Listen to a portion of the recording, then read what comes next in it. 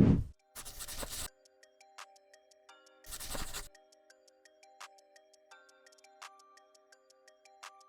rode bikes all my life as a kid.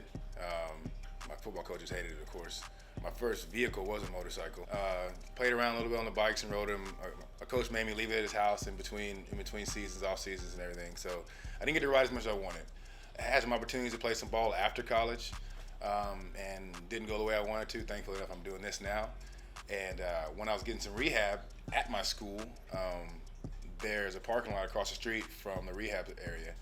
And I saw some guys doing this, man. And they were doing wheelies, and they were doing stoppies and doing burnouts, and just looking at having a blast on motorcycles. As a motorcycle rider and enthusiast already, to me I was interested. So I went over and asked them, how do you do it?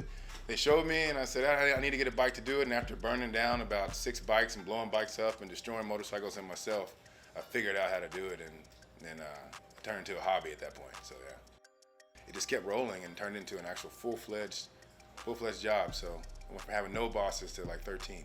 So yeah. 13. That's nice. And how many years have you been doing it? This is my 12th year. 12 years. Okay. Yeah. What's the proper term for it? Pro stunt bike riding, freestyle biking, or all of those? It's pro stunt rider, pro freestyle sport bike rider. I mean, it depends on who you're talking to. For me, it depends on who I'm pitching to. So it's pro stunt rider for all of us that hang out.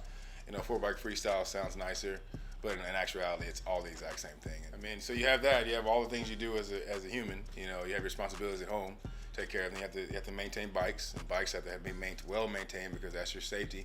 That's what you're riding on. And then you have to take care of your body. And taking care of your body comes last these days, but it's one of the most important things. You have to train. Your core needs to be really, really activated. It needs to be responsive because a lot of what you're doing is balance and counterbalancing and counteracting movements, and a lot of inertia being put on you one time.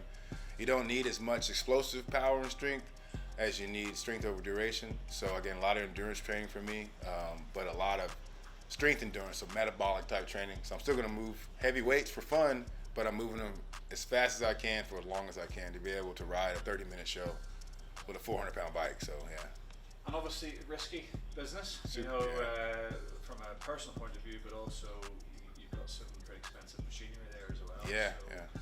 It's you've got to take care of yourself, but you've also got to take care of the apparatus you're riding. Yeah, and then the thing is, the more shows, the more bikes, the more maintenance, and then the more the risk. You know, there's a personal injury risk, of course, it happens, and oftentimes that gets tucked away. If you break something and you can still ride, you go. I've done that most years. But yeah, the bikes themselves are expensive, and when you hang them out there, you know, you put them out for the show, you hope that the return is worth it. So.